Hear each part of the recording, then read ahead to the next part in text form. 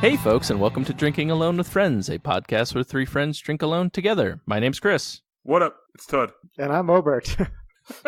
The only Obert. The only Obert on this call. The single one. And guys, I have a bit of a confession to make. Okay. You're secretly Obert as well. No. I mean, maybe, but no. So it's December 1st, and Yes. I finished my pumpkin beer today. Oh, Ooh, well, you broke the rules. I feel like there's maybe two sins with pumpkin beers, right? And one is after November 30th, and the other one is, not drinking it at all. And I think leaving a beer undrank is a worse sin. So Okay. you only have a minor penance of drinking a whole six-pack of Christmas beers. Oh, okay. I can do that. Yeah. But I have to drink it Repent. before Christmas. Repent. Oh, yeah, absolutely. No, I was going through my beer fridge and I was like, oh man, one lone pumpkin beer left. Oh well, I drank it. It's gone. It's gone now. Can't help it. But that being said, how was everybody's Thanksgiving? Mine was really great. It was me and popcorn hanging out. I made myself a little casserole for Thanksgiving. It was delicious and unhealthy. It was it's called a hot dish casserole. Oh, Yeah. Okay, I've heard of this. I've never heard of that. Yeah, it's you take ground beef and fry. You brown it up, and then you put that in the bottom of a casserole dish, and then you pour in a layer of frozen vegetables, green beans, corn, whatever you want, cream of mushroom soup cans, 2 cans of condensed cream mushroom soup, and then you cover the whole thing with tater tots, and you bake it in the oven until the tater tots get crispy golden brown. And not your traditional Thanksgiving feast, but came out really, really delicious. It sounds like a fancy version of shepherd's pie. It's definitely like a less healthy version, I think. I don't know. Kind of is. What I did too is I added a can of corned beef hash in with the ground beef, and that really added I got it nice and crispy. It was a nice little bonus flavor there. So don't lie, did you eat the whole thing? I have about a third of it left. Today's Sunday, Thanksgiving was Thursday. I've had it for many, many meals between then and now. And does your doctor know about you now needing blood pressure medication or yeah?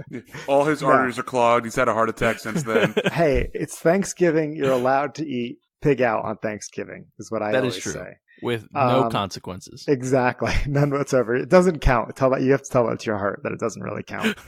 Listen, arteries can't get clogged. Todd, how was your Thanksgiving? It was good. We had everybody over my house, and we grilled the turkey out on the propane grill. Oh, nice. Okay, we talked about the trash can method. How did the grill method come out? The grill method, it needs a little bit of work. I have to perfect my style there. That also, I've apparently had a thing with catching turkeys on fire this year, because that one too caught fire for about 10 seconds before I was able to put it out. But no harm, no foul, as one might say. Yeah. There was no foul on 2 levels. No, it came out fine. It just made the skin kind of crispy. Apparently, you're supposed to cook it in like one of those styrofoam pans. Styrofoam? Oh yeah, no, foil. Oh, that's the word I was looking for. One of those like roasting pans. Yeah, like the disposable aluminum ones. Yeah, I didn't know that. So I just had it right on the grates. Yeah, so no drippings for you. None. Yeah. But it came out great. Next year, if I decide to do it that way, I will have to cook it in a roasting pan on the grill. Yeah, maybe with a little basting action as well. I had so I had extra stuff to baste it with. What caught on fire was I had between the grates and the burners, I had shoved a foil pan to collect the drippings. Because I was just, I was hoping to get some grill marks on my bird, but at the same time collect the drippings. Well, apparently when you shove something in between that little space between the grates and the burners, that gets really hot. And that caught fire. So I had a grease fire on my grill burning my turkey for about 25 seconds. Yeah. So it wasn't like you just threw the bird in there, closed the lid, and left it going. So you had the right idea, but that sounds like next year you're going to get a better containment vessel for your drippings. Yeah, I have to just work on it.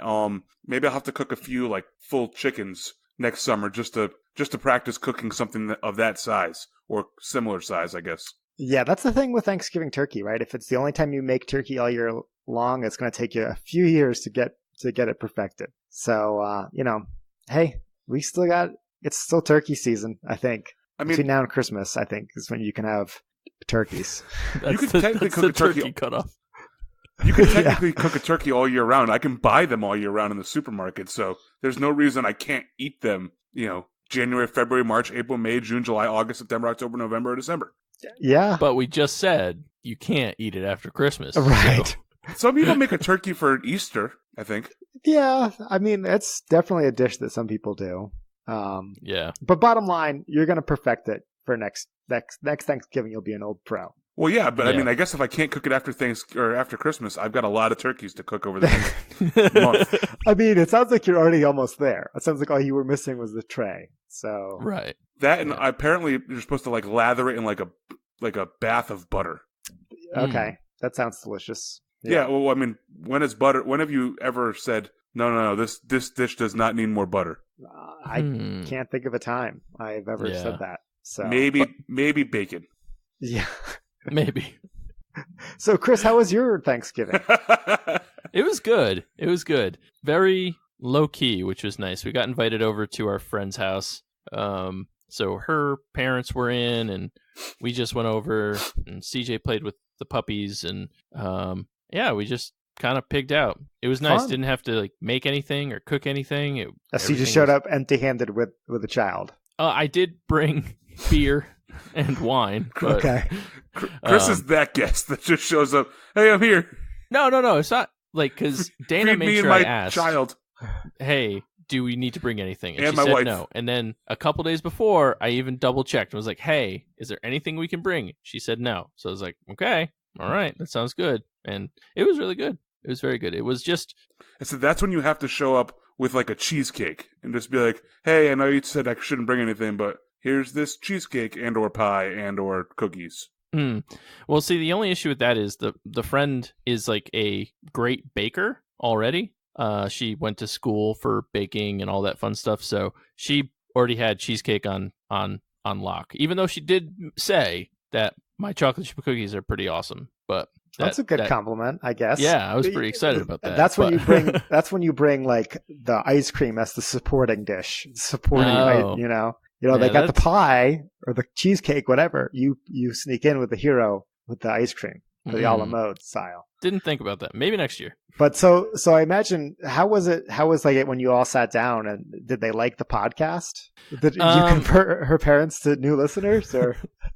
Well, it was funny because they actually already had it queued up waiting for us to sit down, and they said, okay, now it's time to say grace. And when everybody linked arms, they just played the entire podcast as grace, which was kind of nice. I mean, the food was a little on the warm, cool side by the time we ended up eating. But it was worth it. It sounds like. Yeah. Well, you don't want piping hot food anyways. I mean, you might burn your mouth.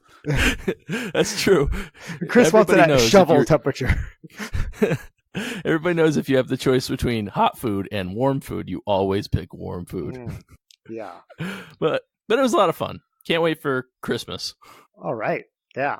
So why don't we get right into our beer reviews after that amazing Thanksgiving recap? Yeah. Okay, I'll go first this week. So the day after Thanksgiving is always a little bit of a beer holiday for people who like to go out and find rare beers. That day, it is? I didn't know that. There's Black Friday beer deals? Yeah, there's a special beer that only comes out once a year that's released on Black Friday. Oh, what beer is that? So that's funny you should ask that, because that's what I'm drinking on today's podcast. Every year on Black Friday, Bourbon County is released by Goose Island. Ooh.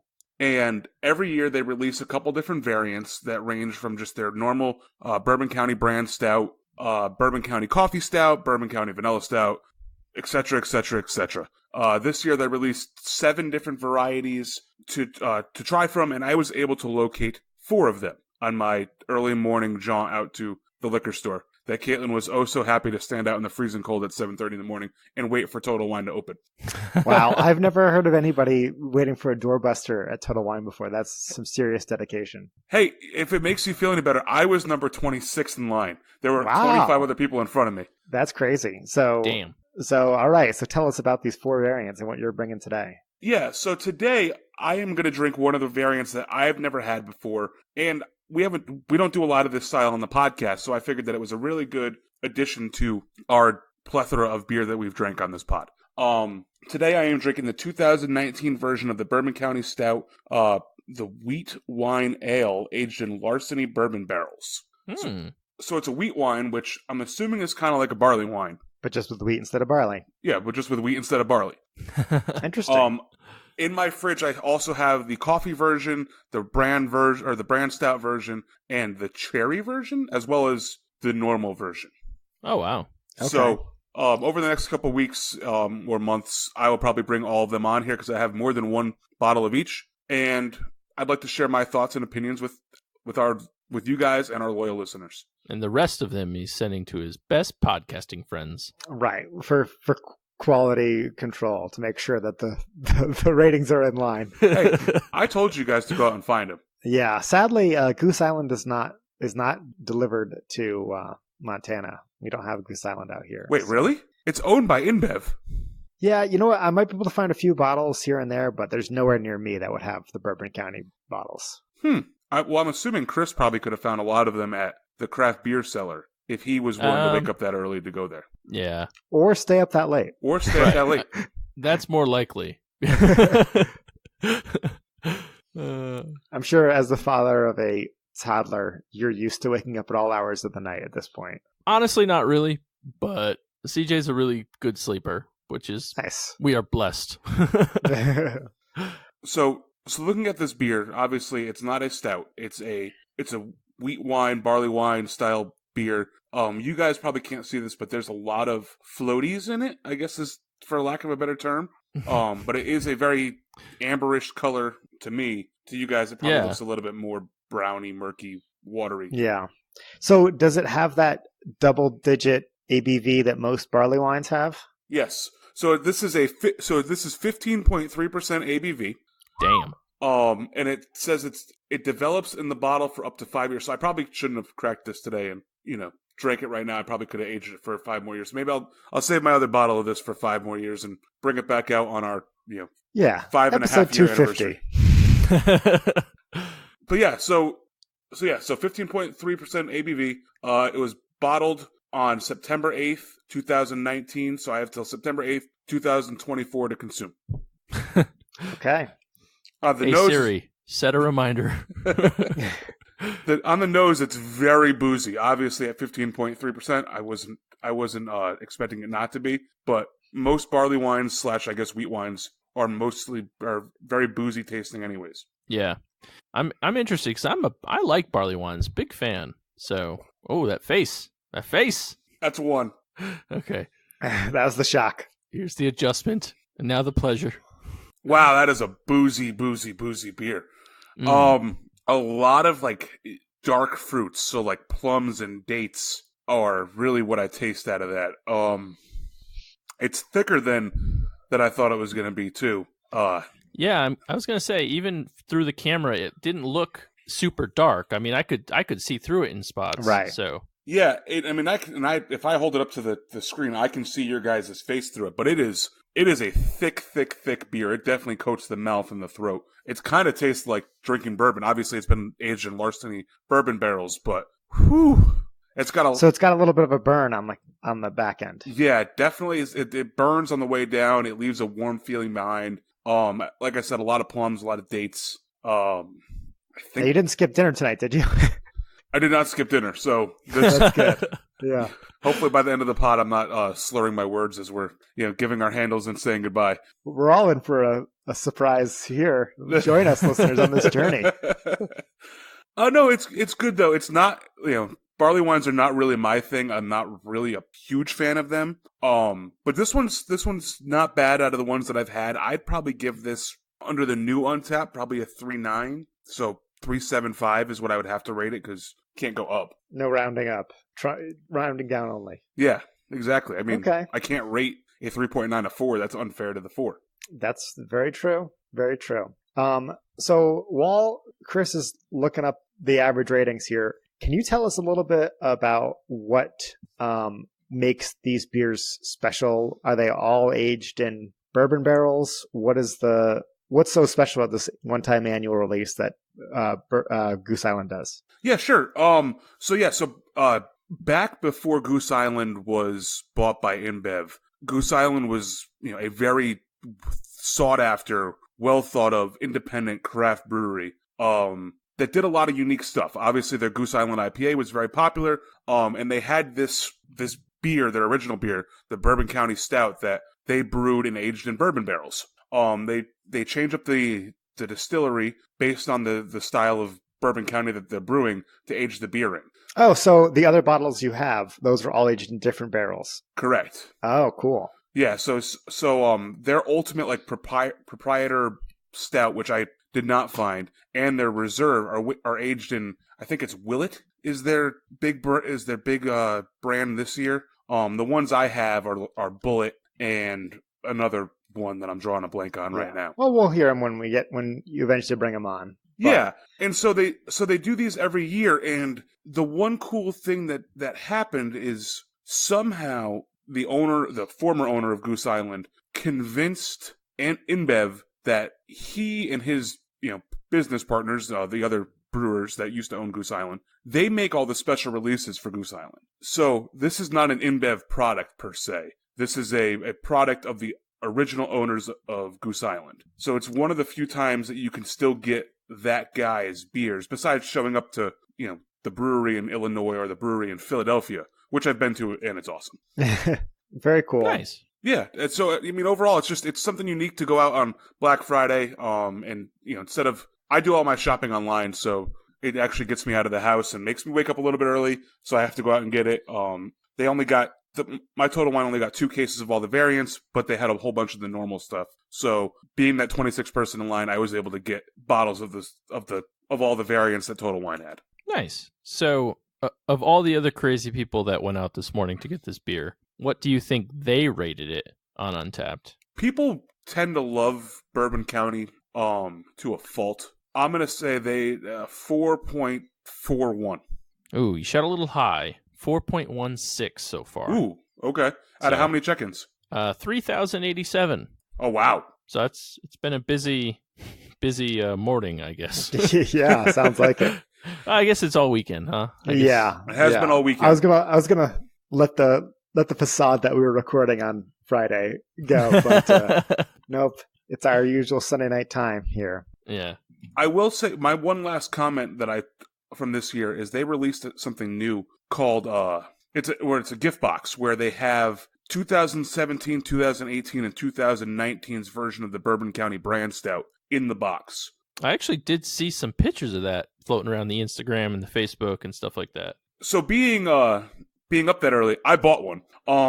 So I currently have that. If you guys see behind me on the table, it's actually sitting right there. Oh, nice. Oh, cool. And it'll be featured in this week's picture. So go check out our Instagram so you can take a look at the box too. Nice. And he got one for each of his podcasts. I know, that's so convenient. I call in dibs on 2018. So no, that's really cool. But So why don't we transition from a Black Friday beer to a Small Business Saturday beer? Ooh, okay. Yeah. So I was texting you guys because my favorite local brewery, Bonsai, was doing a Small Business Saturday deal where if you bought 4 bottles, you get them at 20% off, and they never go on sale. So nice. I had to snag them up, and that's why I'm bringing one on today's podcast. So this is their Reminisce. It's a Belgian blonde ale with 50% aged in Sauvignon Blanc barrels. So I think they take half of it, they age it for 15 months in French oak, and then they take the other half and brew it fresh, and they blend them together. Wow. Interesting. Yeah. And I really like their label, and you'll see this on the Instagram, but they have what looks like equalizer sound bars, like when you're looking at a computer screen playing some music, and each of the bars is like, it's kind of a bar graph of how much on each of these scales this beer is compared to the other ones. So this is high on the bright and sweet and alcohol scale, even though it's not super alcoholic, but low on the bitter, hoppy, and body scale. Yeah, so this is a pretty straightforward beer. I poured some before we recorded to let it warm up a little bit, and then I left the rest in the fridge to kind of keep a good temperature throughout the recording here. But you get that Brett smell, that familiar yeast, the sour grape kind of on the nose for sure. Nice. As I taste it, I get, and I guess, when I said sour grape, I wasn't really thinking of Sauvignon Blanc, but those flavors definitely shine through. I think that mixes with the Brett really well. You can see it's, typical blonde color, kind of maybe not straw like we talked about last week, but a dark straw, dark golden straw. All in all, this is a really good beer. I've had it on their tap before, but I've never had it in a bottle. So it's cool to pick one up, bring it home. I think I'm going to rate this beer. Oh man, this is a tough one. I want to say 3.75 on the old Untapped scale here. Interesting. So do you think that the French oak does that add to like the grapiness flavor? Yeah, you think? Good question. And Or the wininess flavor? We talked a little bit about it last week about how we're not big wine drinkers, but I think one of the big differences between a French oak and American oak is your French oak is a little bit more subtle of a flavor. American oak, I think, is more typically found in your bolder red wines. You mean American oak's more oaky? Yeah, I think so. So I don't damn get French or their damn French, their fake oak. Yeah, I don't get a ton of that oak flavor in here, but I definitely do get the Sauvignon Blanc coming through. So if you had to guess what the Untapped universe thought of this, what would you guess? I'm going to say 3.66. Close, but no cigar. 4.01. But wow, it's only out of 45 check-ins. Yeah. Oh, okay. I understand there's not that many people in Montana, but I definitely thought there'd be more than 45 check-ins to a beer, so that's interesting. You've also actually rated this beer before. How's my draft rating compared to my bottle rating? Well, I was going to say, I think you preferred it more on draft, because you rated it a 4.0 yeah. on draft. I could see that. Yeah. I also think I let it warm up a little bit too long. I got it out before we even started recording here. So maybe as I mix some more fridge temperature back in, it'll improve. Nice. All right. So Chris, do you have some? We did Friday. We did Saturday. When did you get this beer? Tuesday. a Tuesday.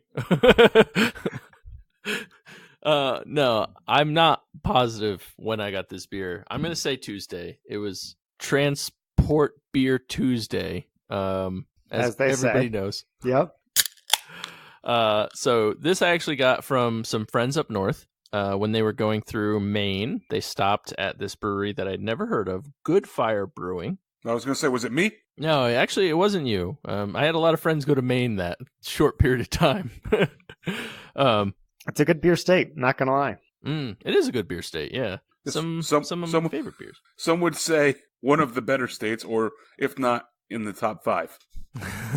Yeah, it's tough. There's like 10 states I would put in the top 5, so... Yeah. But so Good Fire Brewing never been here before. I think it's relatively new, but this is their minimum Nelson, and it's a 1-hop pale ale. So with Nelson hops, I assume. Yes. Nelson Sauvignon hops. That's pretty cool. Yeah. Oh, Chris pour. Oh, it's happening. Well, it wouldn't be an episode if you couldn't. If I poured a beer like a real person, yeah. Don't have to worry about the head, because the head's there. I believe at one point in time a handle of ours was like how to properly pour a beer. Probably. You should go refer back to that episode. Like every day in preparation for this podcast. No, I mean it smells really, really good. It gives a lot. Chris just likes to vigorously release the aromas. Yeah. I feel like if I didn't pour it like this, I wouldn't get as much on the nose. It's hard to say, but it's like a stereotypical Nelson hop beer. Like I get a good mix of both, like I don't know, like tropical fruitiness and some earthiness to it. Not like dirt earth, but like I don't know, piney earth. Yeah, like piney sort of. So I don't know. It's really confusing, but I know this smells a lot like when they do Bright with Nelson and one other hop I can't remember. Treehouse does, but it smells almost exactly the same. Oh, okay. Not that helps anybody really, but it is what it is. So pretty excited for this. I'm gonna let it die down a little bit. But Portland, Maine. This came from my friends of the family, Sarah and Evan. When they went through, they also got me dinner that I featured on the podcast. Oh, that's right. Ago, so yeah. So shout out to them again for hooking me up with some beers. And it's pretty funny. They say, refrigerate, drink now, we'll make more. High five on the side of the can. So. Well, I was going to say, you've been sitting on this one for a while now then. Yeah. It's one of those things. And I was thinking about it. I was like, man, I keep pulling beers out for the podcast. And then like I went and I bought new beer and it was stout season. And it was like this whole thing. And I was just like, today I looked and I was like, I gotta drink it. I gotta get through my IPA backlog. Yeah, that's the tough when you have some really special IPAs and you're like, I want to save this for a good occasion, but I also want to drink it immediately. Right. And the only occasion I really have is I get to record a podcast on Sundays. So that's very true. The rest of the time I can drink whatever. The rest of the time he drinks Bud Light. No, I don't. I've been getting into like mixed 12 packs and samplers and stuff like that because it's way cheaper than buying beer from like a craft store, and it's been pretty good. So nice. Anyways, the head is disappointed. So let's give this thing a try. Okay, it's really good. Still, after all this time. Yeah. No, I think it holds up really well. I think it helps also because it's just a pale ale versus an IPA. But it's pretty good. I mean, I would say it's kind of like I get a decent amount of like. I would say like I'd pull out like maybe a mango or something like that. So there's me digging into the chest. Not overly bitter. It's pretty low key, pretty mellowed out. Honestly, it's got a little bit of almost like a spice to it. I don't know what, but like pepper? Yeah, kind of like that. Like a pepper kind of thing. It's really kind of weird, but it sounds like a really complex, really strange beer for like it being a single hop. I know you wouldn't think it, but with a name like Minimum, I wouldn't expect so much complexity. Yeah, and I don't know exactly how they make the Minimum. I don't know what's part of the grain or anything like that, but it's a solid beer. Easy 5.2% alcohol. At first, I thought you were rating it a 5.2. I'm like, wait, what's this now? Like, easy 5.2 stars on Untapped. Wait, what? Chris has reworked the rating system. Yeah. No, but it's a good, nice, easy drinker. If you like more like fruity, less bitter pale ales or IPAs, this is something for you. So like a Treehouse style beer, where it's very fruit forward and like no bitterness to speak of. Yeah, I mean, honestly, it's like that. I wouldn't put it quite on the same level, quality-wise. Not that this is bad by any means, but, Treehouse is one of the gold standards, of course. But it's a really, really good, easy drinking beer. So I'm going to give it a 3.75. Nice. I think it's 3.75s all around tonight. Did Tud give his a 3.75 too? 3.9 rounded down, yeah. Oh, right. 3.9. Yes. So yeah, it's 3.75 night. So there you go. And if I ever make it back up to Maine ever again, gonna hit up Good Fire Brewing. It's in Portland, so I mean it's where everything else is. So yeah, the only problem with that is you have to decide which Portland breweries you want to stop at, and I know it's a common dilemma of people driving through Maine. You only have so long to spend at these breweries. Why not stay a few days and stop at them all? That's a good point. I don't know why more people haven't thought of that. Yeah. See, solving the world's problems, one question at a time. Okay, so I have it up here on Untapped, Chris. What do you think the Untapped universe thinks it is? I'm going to go out on a limb and say 3.82. You are close to 3.94. Damn. Okay. Yeah.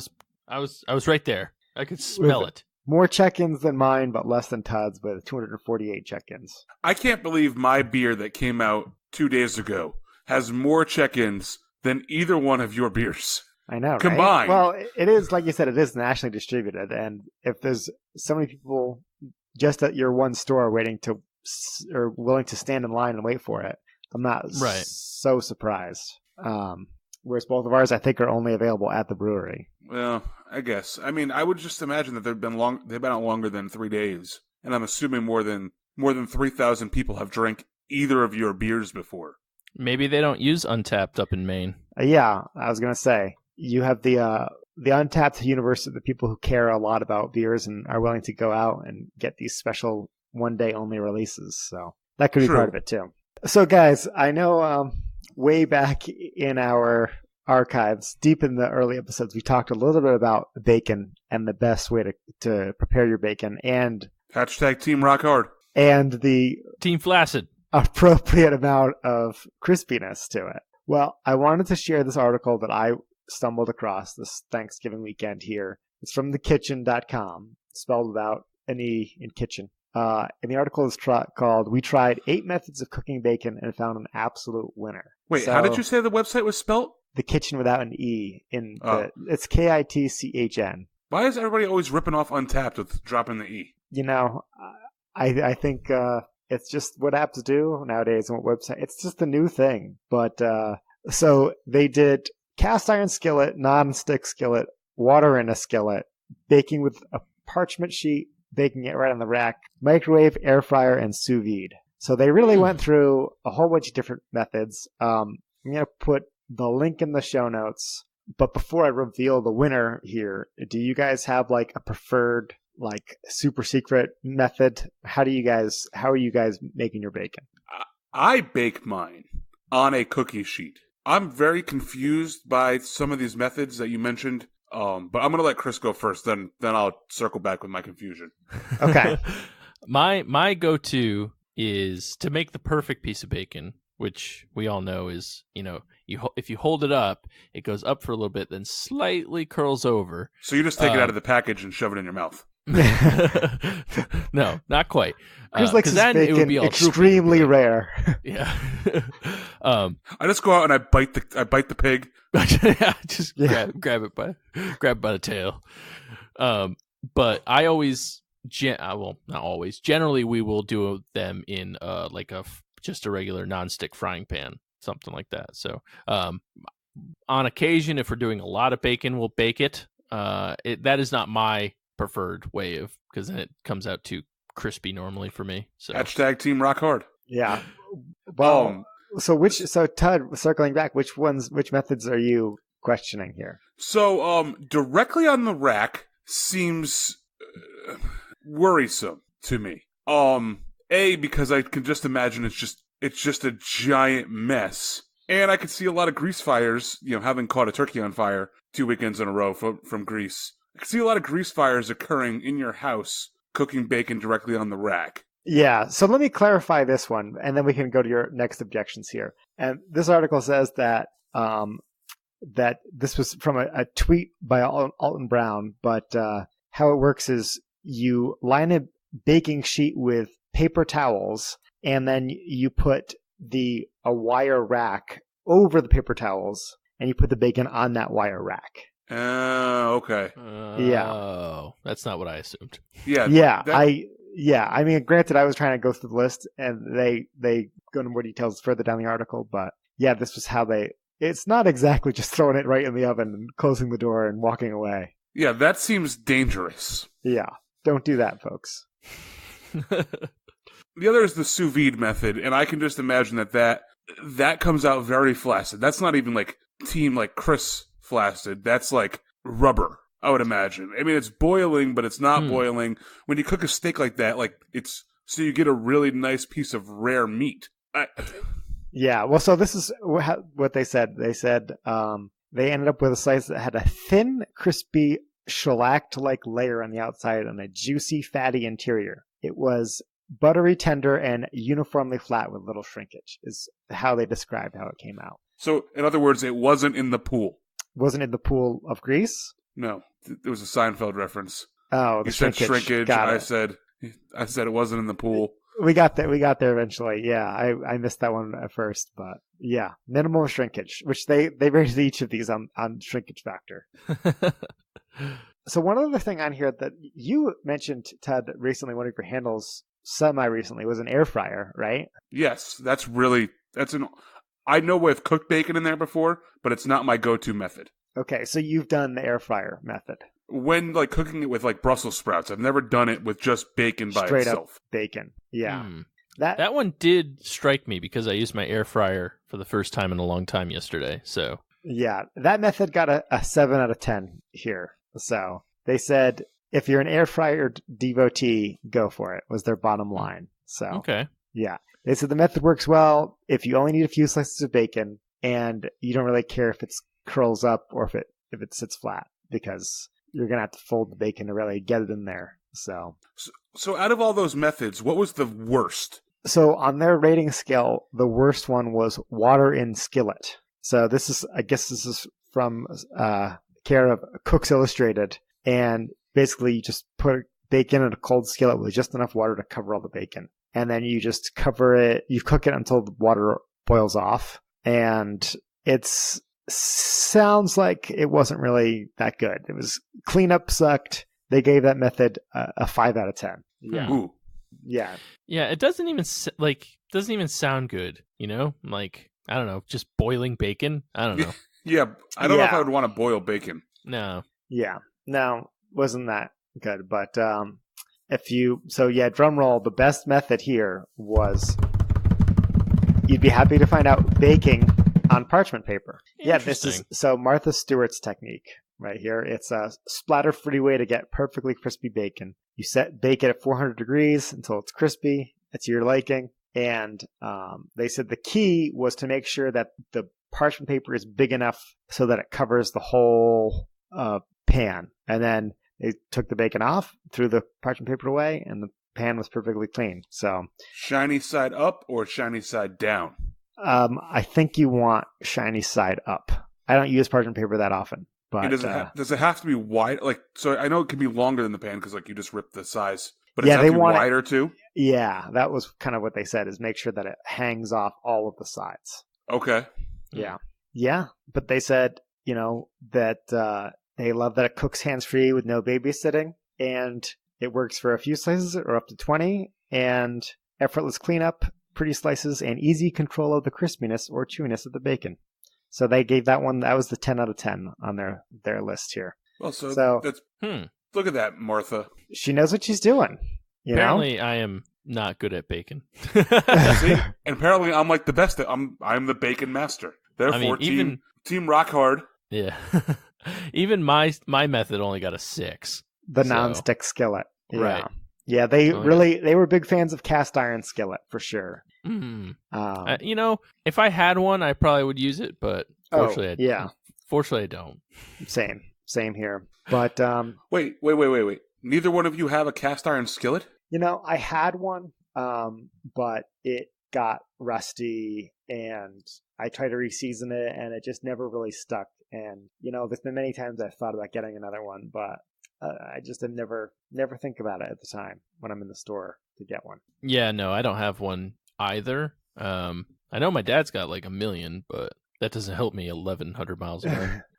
I guess that you could ask your dad for one for Christmas. Oh, there we go. Yeah, pre-seasoned. That's got some love in that skillet. So yeah, I saw this article and I thought of both of you. So I thought I'd bring it on the show today because we've spoke before about all of our collective love of bacon. And even though it's not strictly alcohol related, I thought, why not bring it on? Yeah, no, definitely very interesting.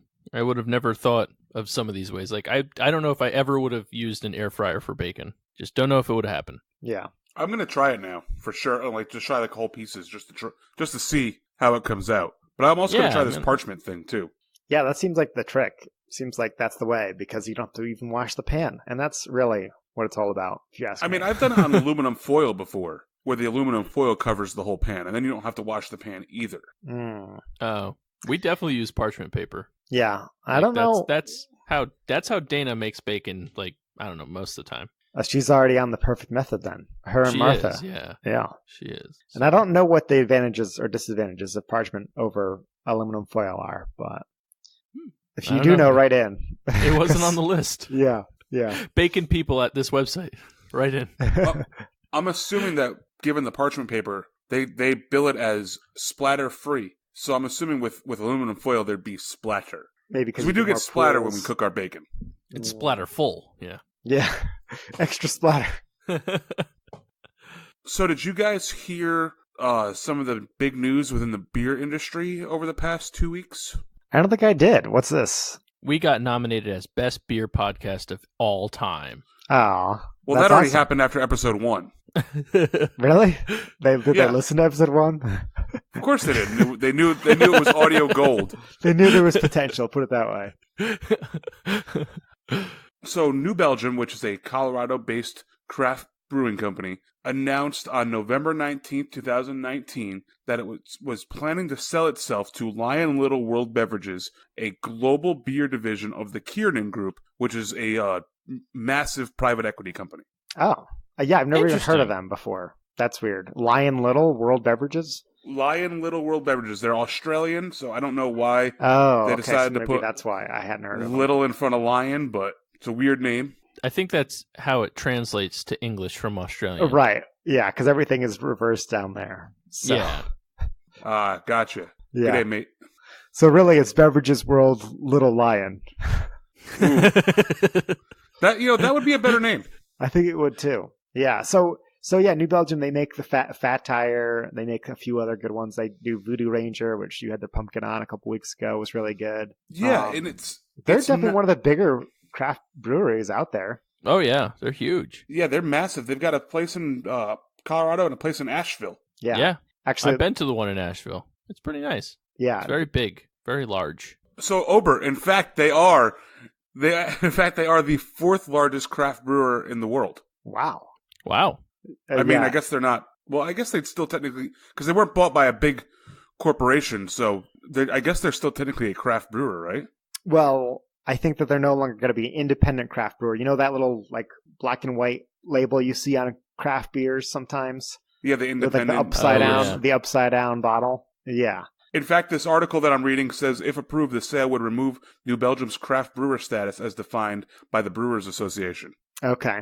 Yeah. Right. And that's interesting. I think that goes back to kind of what Sal was talking about in his email, because they're going to make the same amount of the same stuff. It's just that they're now going to be able to produce more. So I don't know. Yeah, and it seems like we cover these articles more and more about brewers consolidating and getting bought out. But it's such a growing industry, and as brands get bigger and bigger, I'm sure we're going to see more and more consolidation. But I really love how independent and diverse the whole craft beer scene is. You can find so much different stuff out there. It's really a good way to support local businesses, I think. Like I talked about how I got these bottles for Small Business Saturday. Like it's neat that so many breweries you can go to are just owned by regular people like us. Yeah, it's really cool. And it's sad that New Belgium's gonna, become part of the man.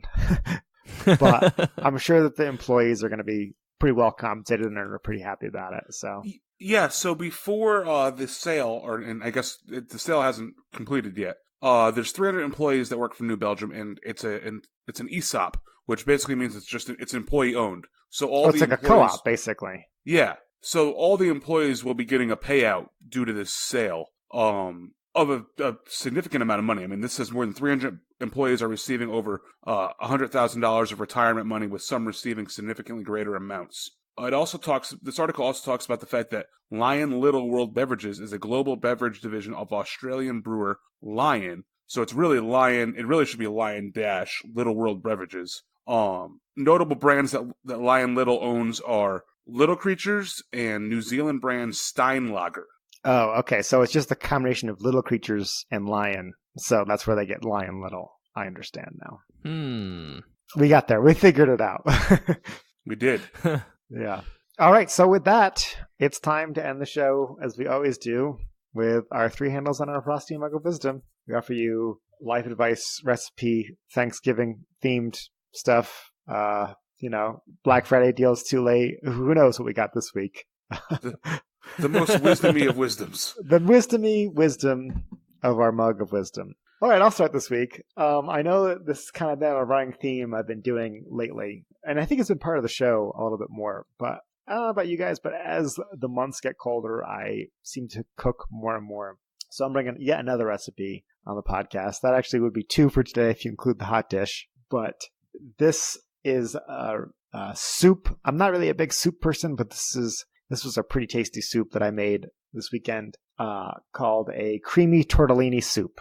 I don't know if you heard this. It's kind of blowing up online. It's one of those fad recipes. It's going all over the place. Well, I know what a tortellini is. Yeah. So this recipe, you can either slow cook it or fast cook it. I would recommend slow cooking it, but you basically take some sausage, get that a little crispy brown on the sausage that you've chopped up into pieces. You put that in a stock pot, and you put in there some tomato sauce, some chicken broth.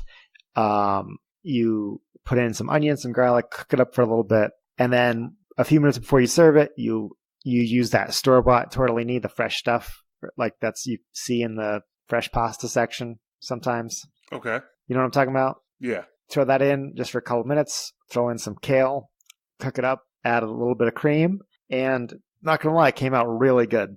I think, it's going to be my lunch for the week coming up here. But as we get into winter months, I really like more of the heartier recipes. And I thought this was a pretty good one. So I wanted to share it on the pod today.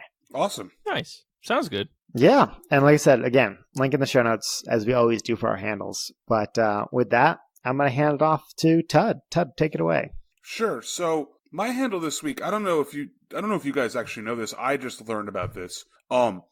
I should start this off by saying I don't use Google or Bing as my search engines when I search on my phone and or my computer. I use DuckDuckGo. I always struck you as an Ask Jeeves man. Oh, DuckDuckGo. Okay. Yes. I use DuckDuckGo. I like the privacy a little bit better. I've just, for whatever reason, it's been my go-to for a little while now of my designated search engine, just because I don't like the fact that Google tracks everything. But every once in a while, I have a hard time finding something on DuckDuckGo because the system's not quite as good as Google's search system. So what I learned is there's a hotkey, essentially, to automatically make your phone and or web browser search the search engine that you want it to search without having to go to google.com or bing.com or whatever. And so if you type in, whatever you want to search for, and then if you type in a G and an exclamation point, it'll actually Google it for you instead of going to your designated search engine.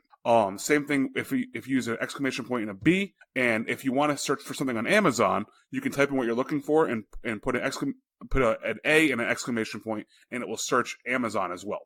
So I just want to make sure I fully understand this. Your handle this week is kind of a two-parter. One, a search engine that kind of sucks, and two, a way to search using one of the search engines we already all know about, using the crappier search engine. Kinda. Okay. So very cool. So I feel like I need to restate myself. DuckDuckGo doesn't track you when you search for something.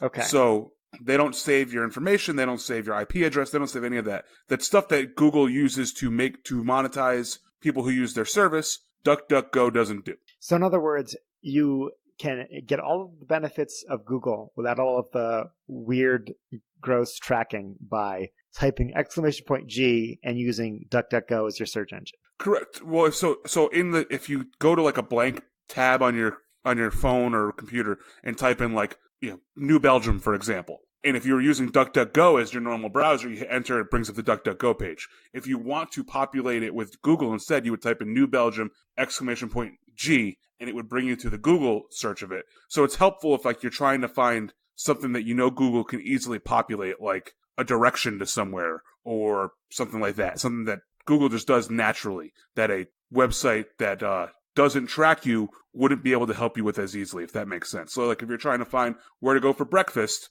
DuckDuckGo is not going to be able to help you because it doesn't keep track of your location. Google does. Google's helpful for that. But it's not always the most helpful when you're not trying to find what's for breakfast. Well, I don't think that could be any clearer, so that's good. That's all good. I think the most helpful one is going to be the exclamation point A for most of our listeners, which is, you want to find something on Amazon, you type in what you're looking for, hit exclamation point A, and it will load Amazon versus loading Google, where it might come up with 18 versions of a Bose headset. It'll bring you to Amazon to that Bose headset. it'll just bring you to like random New Belgium people, Belgian newborns, is if you just search New Belgian DuckDuckGo normally. So, okay, well, thank you for that handle. I already used the exclamation G, but so I can second that recommendation for sure. Okay, so Chris, what is your handle? All right, so mine is an app that we stumbled across semi by accident. Now, because we have a 2-year-old and we have a lot of digital movies, I don't know if you guys have digital movies as well. There's a bunch of different streaming services or, services where you could have, these movies. You could have them on Vudu, on Prime Video, Google Play, all of that fun stuff, right? These are all places that you've bought movies before. Right. Yeah, you bought the movie. So, instead of going to like a bunch of different apps or having them downloaded, there's an app called Movies Anywhere where you can link all your accounts to. Now, you can't link DuckDuckGo, unfortunately, but you can link Google Play, Microsoft, Xfinity, Verizon, Apple TV, Prime Video, Vudu, a bunch of different ones. And when you open this app up on your tablet or smartphone or TV or what may have you, your entire library is available versus I have to go to Vudu to watch this, and then I have to go to Google Play to watch this, et cetera, et cetera. It's just a convenience, and we found out about it by accident because we have a lot of movies on Vudu, and when we got CJ his tablet, Vudu wasn't compatible with his tablet, but Movies Anywhere is. So even though he can't get Vudu, he can still watch Moana. So it's like a backdoor way in. Now, wait a second. You bought your 23-month-old 23 a tablet. Oh, yeah. Well, to be fair, I'm only 31 years old, and I'm about to buy a tablet. So I'm working on it. I'm working my way towards that purchase. I didn't want to stumble right beyond that real quick. No. So is he using DuckDuckGo as his approved search engine? No, he's using Google like a real person, like a real toddler.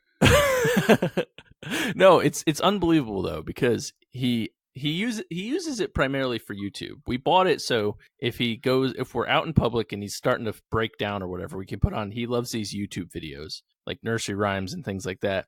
But now it's to the point where if he has it on and a song pops up that he doesn't like, he knows how to hit the pictures on the side to change it to something else. And I'm like, are you kidding me? You're only not even 2.